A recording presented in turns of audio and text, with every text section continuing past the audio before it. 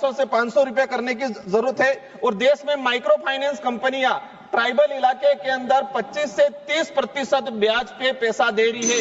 वही पैसा हमारी बैंकों ने माइक्रो फाइनेंस कंपनी को दे रखा है। और जो लगता है कि माइक्रो फाइनेंस कंपनियों को फ्री छूट दे रखी है ग्रामीण इलाकों में लूटमारी करने के लिए। इसी के साथ में इस तरह से केंद्र सरकार हो या राज्य सरकार हो, जिनका जो बजट आया है वे बजट शहरों को ध्यान में रखते हुए, अमीर और उद्योगपतियों को ध्यान में रखते हुए आया गया है। और हम देखते आए हैं कि हमेशा ग्रामीण इलाके को, दलित पिछड़े के इलाके को, आदिवासी बाहुल्य क्षेत्र को नजरअंदाज किया जाता है। जिस तरह से देश में जीएसटी आम गरीब से लगा के अमीर तक जो जीएसटी लगा रखी है, हर वस्तु पे, खाने से लगा के कपड़े पहनने तक या शिक्षा की हो, स्वास्थ्य की हो, जो जीएसटी लगा रखी है। हम चाहते हैं कि देश का जो गरीब पिछड़ा आदिवासी समुदाय जीएसटी दे रहा है, तो इस पैसे से हम उस परिवार के बच्चों को शिक्षा, अच्छी शिक्षा क्वालिटी मिले, ये क्यों नहीं कर रहे हैं? उस गरीब को अच्छा स्वास्थ्य सुविधा मिले, ये व्यवस्था क्यों नहीं कर रहे हैं? आज ग्रामीण इलाके में देखते हैं कि 2 से 3 कक्षा के बच्चे एक रूम में बैठ रहे हैं, लगभग 100 से 200 बच्चे एक टीचर के भरोसे हैं। तो ये जो पैसा हमारा ग्रामीण क्षेत्र को ध्यान में रखते हुए विशेषकर बजट में प्रावधान होना चाहिए। आज देश के अंदर जो स्वास्थ्य सुविधाओं की बात करें, विशेषकर ट्राइबल इलाके में, मेरे संसदीय क्षेत्र बांसवाड़ा डूंगरपुर का डाटा रहा है कि पिछले 5 सालों के अंदर, मैं आपके माध्यम से मंत्री जी का ध्यान आकर्षण कराना चाहूंगा, हमारे एक मंत्री जी राजस्थान से भी आते हैं। पिछले 5 सालों में 4000 के करीब गर्भवती महिलाओं के गर्भ में ही उनके बच्चों का मृत्यु हो गया है मेरे संसदीय क्षेत्र में।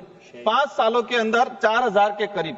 तो हमारी स्वास्थ्य सुविधाओं पे हमारा बजट क्यों नहीं? और जा भी रहा है तो वो भ्रष्टाचार की भेंट चढ़ रहा है। हम चाहेंगे कि शिक्षा हो, स्वास्थ्य हो, ये चीजें जीएसटी से और टैक्स से फ्री रहे। सारी चीजें आदिवासी बाहुल्य क्षेत्र में सिकल सेल की बीमारी, कैंसर की बीमारी, टीबी की बीमारी बुलेट ट्रेन से फास्ट तेजी से भाग रही है। हम देश के अंदर आंकड़ा उठा के निकालेंगे तो सबसे ज्यादा सिकल सेल, कैंसर, टीबी बीमारी ट्राइबल इलाके के अंदर है। तो इस पे ध्यान दिया जाए। केंद्र सरकार द्वारा संविधान के अनुच्छेद 244(1) 5वीं अनुसूची के प्रावधानों के तहत ट्राइबल के विकास के लिए अलग अलग बजट का एलोकेशन किया जाता है।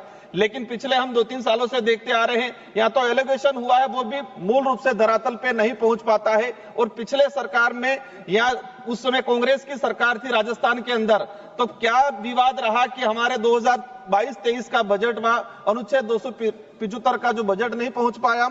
और साथ ही हम चाहेंगे, पिछले 2 सालों से एसटी की छात्रवृत्ति ट्राइबल इलाके में नहीं मिली है। आज एक विशेष मुद्दा, जो बेगा जनजाति, जिसे राष्ट्रीय मानव का दर्जा मिला है, भारत के अंदर राष्ट्रीय मानव का दर्जा बेगा समुदाय को मिला हुआ है। और बेगा समुदाय के लिए केंद्र सरकार की एक विशेष योजना संचालित हो रही थी, लेकिन पिछले समय से देखा है कि इस योजना में बजट में कोई प्रावधान नहीं किया गया है और उल्टा बेगा समुदाय के साथ अत्याचार बहुत तेजी से बढ़ रहा है। एक घटना का अवगत कराना चाहूंगा। 9 मार्च 2025 को मध्य प्रदेश के मंडला जिले में हिरण सिंह परते नामक व्यक्ति को गोली मारकर हत्या कर दी गई। हम चाहेंगे कि उसकी सीबीआई जांच हो और साथ ही बेगा समुदाय के लिए विशेष पैकेज लाया जाए।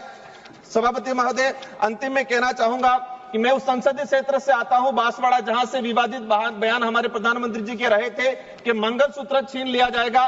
लेकिन मैं कहना चाहूंगा, जिस तरह से जीएसटी लागू किया जा रहा है गरीब लोगों पे, आम जो भौतिक सुविधा उस पे, वो मंगलसूत्र कोई सीने नहीं छीने, लेकिन वर्तमान में जो जीएसटी और महंगाई है वो अवश्य हमारे देश की गरीब महिलाओं का मंगलसूत्र छीनने का काम करेगी। अंत में यही चाहूंगा कि हम देश के आम जनता के लिए भोजन सामग्री, शिक्षा और स्वास्थ्य सुविधा पे बिल्कुल जीएसटी नहीं लगाए। और जो हमारे केंद्र सरकार की योजना जो ग्रामीण इलाके, गरीब इलाके में पहुंचाने का काम करती है, आंगनवाड़ी कार्यकर्ता, सहायिका और चतुर्थ श्रेणी के कर्मचारी, जो वर्तमान महंगाई के हिसाब से उनका जो बजट है वो बढ़ाना चाहिए। और साथ ही रोजगार गारंटी योजना के तहत 20 से 275 रुपया मिलता है, तो वर्तमान महंगाई के हिसाब से उस बजट को लगभग